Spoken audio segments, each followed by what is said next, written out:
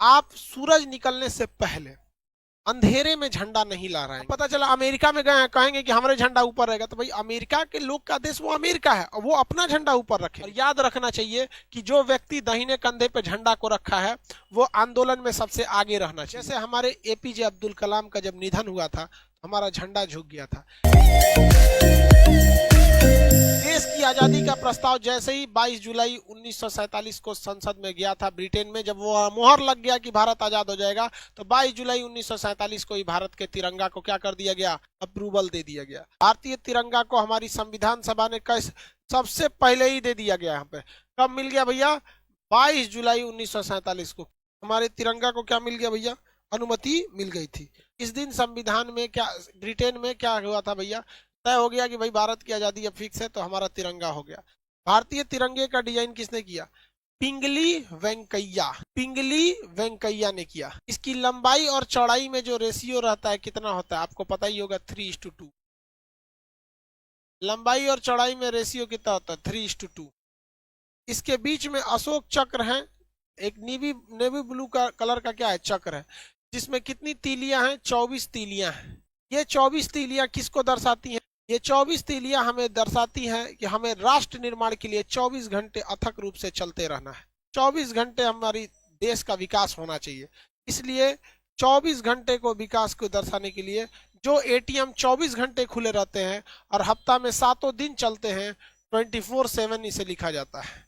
24/7, 24 our हम अपने राष्ट्र निर्माण के लिए बढ़ते रहे। हरा रंग हरियाली को, हरा रंग हरियाली, केसरिया बलिदान का, सफेद रंग शांति के लिए, हम कभी किसी देश पे लड़ाई वगैरह नहीं करते हैं। हाँ, हमको अगर कोई मारेगा तो हम कूचेंगे, ये बात तो कंफर्म है।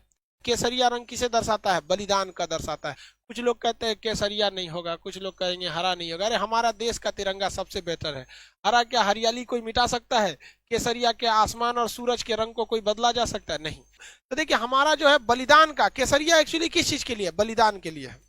हरा रंग किसके लिए, हरियाली के लिए। हमारे देश हरा भरा है भाई, मेरे देश की धरती। इसमें गलती कैसे कर देता है लड़का सब। हम बचपन में छोटे थे तो तिरंगा बनाना था ना, तो हमने गलती से क्या किया, केसरिया को नीचे कलर कर दिया, ग्रीन को ऊपर कलर कर दिया। अब छोटे बच्चे हम लोग थे, लोग 4-5 में पढ़ते थे, और टीचर हमको समझाएं कि देखो बाबू ऐसा गलती नहीं करना। हम कहे कि सर हमारे दिमाग से उतर जाता है कि केसरिया ऊपर रहेगा, ग्रीन।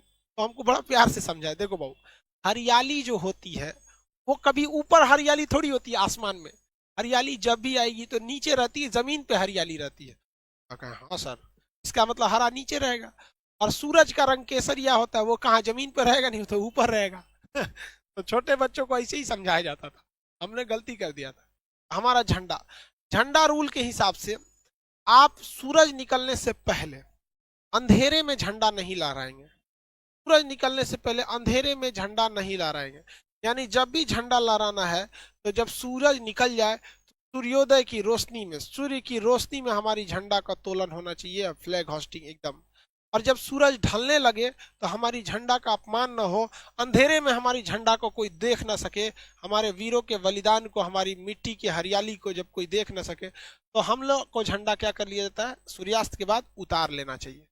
झंडा में नियम है कि जब भी कोई व्यक्ति झंडा में लेके आगे चलेगा आंदोलन वगैरह में, तो दाहिनी हाथ उसका ऊपर रहना चाहिए और बायां हाथ उसका नीचे रहना चाहिए। इस तरह से वो फ्लैग मार्च को लेकर चलेगा। यहाँ पे झंडा को इस तरह से, ये नहीं कि दाहिना हाथ कहाँ रहना चाहिए, ऊपर रहना चाहिए, राइट हैंड इस तरह से लेके वो मार्च करके चलेगा।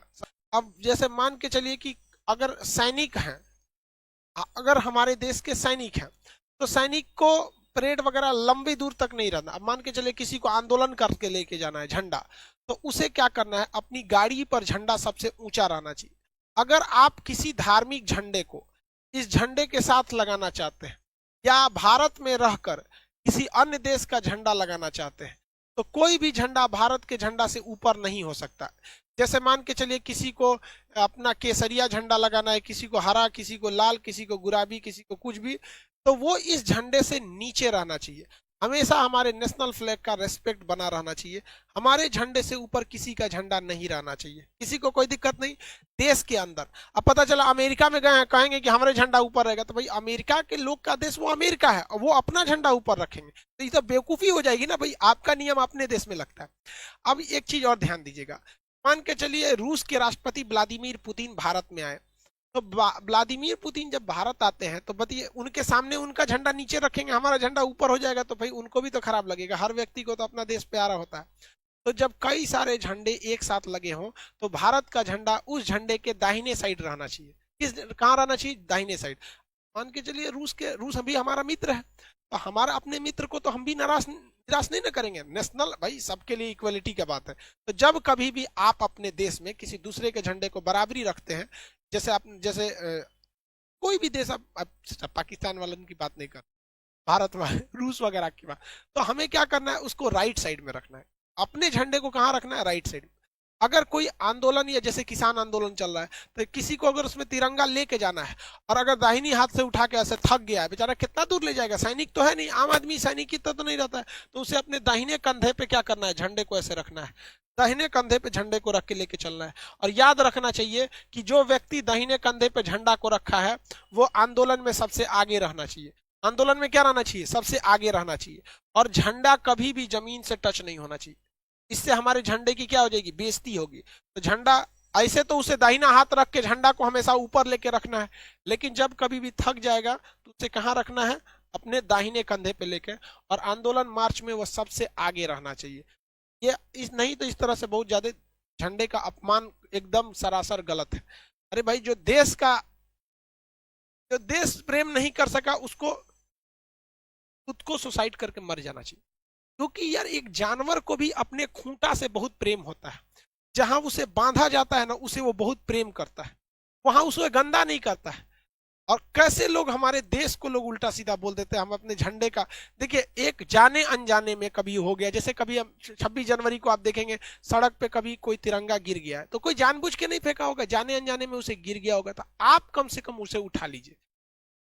जो अपने देश का सम्मान नहीं कर सकता उसे नरक में भी जगह नहीं देना चाहिए, उसके लिए नरक से एक अलग नरक बनाना चाहिए, तो उसको मरक बनाए, उसको राष्ट्र चीज हमेशा आगे रहना चाहिए। लेकिन कभी कभी हमारे देश पे बहुत बुरा संकट आ जाता है, तो जब कभी भी देश पर बुरा संकट आता है तो झंडा को उल्टा लहरा दिया जाता है। भाई हमारे देश का झंडा सबसे अच्छा रहना चाहिए, तिरंगा बातें अलग है भाई। हमारे देश के झंडा की सबसे बेहतरीन, पहली बार भारतीय झंडे को विदेश में किसने लहराया था? किसी ने कोई बता सकते हैं? जर्मनी के शहर स्टुगार्ट्स में लहराया गया था 1907 में।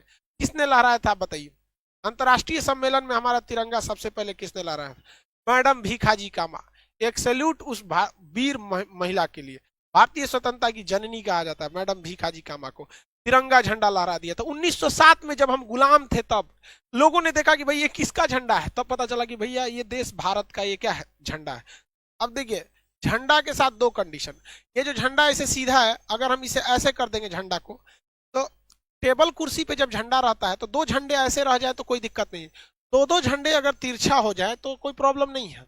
जैसे ये देखिए, अभी कोई दिक्कत नहीं, अभी कोई दिक्कत नहीं है, अभी कोई दिक्कत नहीं। लेकिन अगर हमारे राष्ट्रीय स्मारक जैसे सुप्रीम कोर्ट, राष्ट्रपति भवन, इस सब पे अगर जो झंडा सीधा लगता है वहां का झंडा तिरछा नहीं होना चाहिए। जैसे राष्ट्रपति भवन का झंडा है, अगर इस झंडे को इस तरह से झुका दिया गया तो समझ जाइएगा कि देश का बहुत बड़ा क्षति हुआ। राष्ट्रीय शोक अगर होता है, दुख दर्शाया जाता है कि ऐसा दुख जो पूरे देश को लगा है, तो उसमें राष्ट्रीय झंडा झुकना चाहिए। जैसे हमारे एपीजे अब्दुल कलाम का जब निधन हुआ था तो हमारा झंडा झुक गया था। हमारे पूर्व राष्ट्र प्रधानमंत्री अटल बिहारी वाजपेयी जी का जब निधन हुआ था तो हमारा झंडे को क्या किया गया था? झुका दिया गया था। तो जब देश को एक अभूतपूर्व, एक बहुत बड़ी क्षति हो जाती है, कोई बहुत बड़ा देशभक्त या बहुत बड़े व्यक्ति की जब निधन हो जाती है, तो राष्ट्रीय शोक मनाने के लिए, ये दिखाने के लिए कि हमारा पूरा देश आज शोक में डूबा हुआ है, हम अपने झंडे को क्या करते हैं? झुका देते हैं। अब एक होता है उल्टा झंडा। उल्टा झंडा का मतलब ऐसे नहीं होता है कि लकड़ियां ऊपर कर देंगे, ये उल्टा झंडा नहीं है। उल्टा झंडा का सेंस क्या होता है कि केसरिया कहाँ हो जाएगा? नीचे। केसरिया कहाँ हो जाएगा? नीचे। और ग्रीन वाला कहाँ हो जाएगा? ऊपर। उल्टा झंडा का मतलब होता है कि हमारे राष्ट्रीय शोक है, मतलब कोई विकट परिस्थिति आ गई, भयानक भूकंप आ गया हो, भयानक कोरोना कंट्रोल के बाहर हो गया है, त्राहिमाम त्राहिमाम हो गया है, कोई बहुत बड़ा जल सैलाब आ गया है, बहुत भूकंप टाइप का कुछ या सुनामी टाइप का कुछ आ गया, राष्ट्रीय संकट आ गया है, तो अब हम अपने झंडे को क्या करते हैं, उल्टा कर देते हैं। अपने झंडे को क्या करते हैं, उल्टा कर देते हैं। भगवान न करे कभी हमारे देश पे ऐसा संकट आए, हमारी भारत माँ का झंडा हमेशा लहराता रहे शान से एकदम। यहाँ पर राष्ट्रीय शोक जो है भाई हमारे देश में कभी कभी तो होते ही रहते हैं, जैसे तो साइंटिस्ट अब्दुल कलाम, अटल बिहारी वाजपेयी, ये लोग हमारे, इनका गुजरना हमारे लिए भाई साहब एक तो बहुत बड़ा क्षति है। भगवान न करे हमारे झंडा कभी उल्टा हो, ऐसा कोई संकट ना आए देश पर, भगवान स्पेशल ध्यान दीजिएगा, हमारा देश का झंडा सीधा ही रहे।